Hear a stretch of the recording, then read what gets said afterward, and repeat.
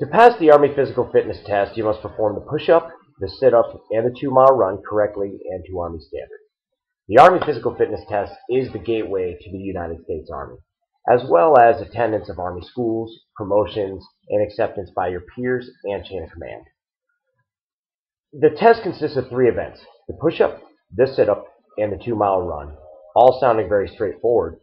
But if you want each repetition to be counted, then you must perform them to Army standard, and that's what I'm going to show you here today. While all 3 events are equally important in overall scoring, starting strong with your first event is going to get you in the right mind frame to continue that through the rest of your test. The first event is the push-up, and it is an event which measures the strength of the tricep, shoulders, and chest muscles. Starting with the front leaning rest position, otherwise known as the push-up position. Once the command to go has been given, you lower your entire body as a single unit by bending your elbows until the tops of your arms are parallel with the ground. Once you have broken the plane parallel with the ground, bend your elbows again, return your elbows to the fully locked position, and this is 1 repetition. Your scorer will be watching your elbows to ensure that they go into a 90-degree angle. During this, neither your hands nor your feet will be allowed to leave the ground. If you lift a hand or lift one of your legs, your test will be terminated. Now, during this time, there are only 2 authorized rest positions. One is sagging in the middle, and the second, sticking your butt up in the air.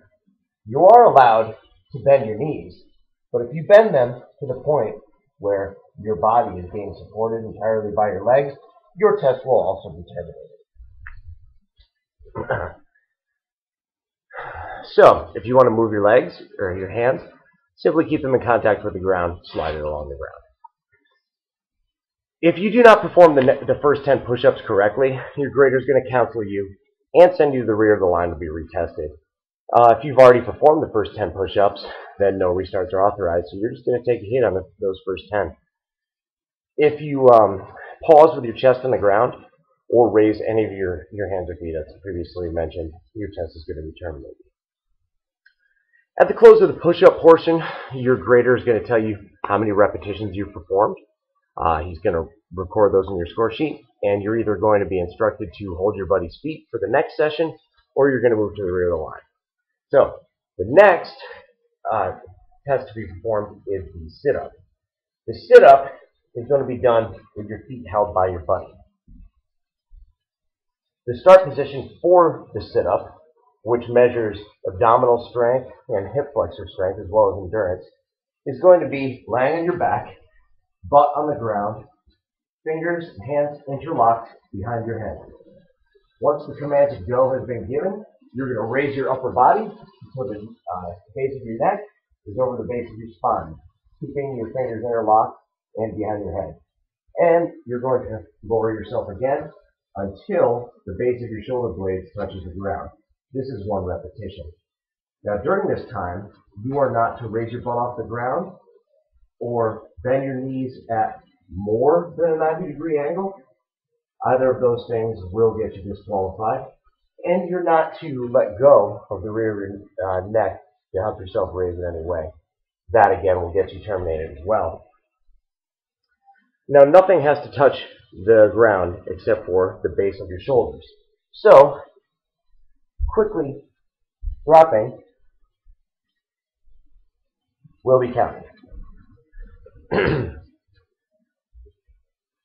The only authorized rest position is with your upper body completely off the ground. Now, in an event that any of the criteria are not met, that repetition won't be counted.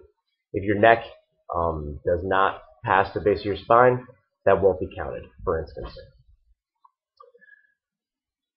After you've conducted the sit-up portion of your test and held your buddy's feet, you're going to be given 10 minutes to rest and prepare yourself for the next phase of the physical fitness test, which is the run.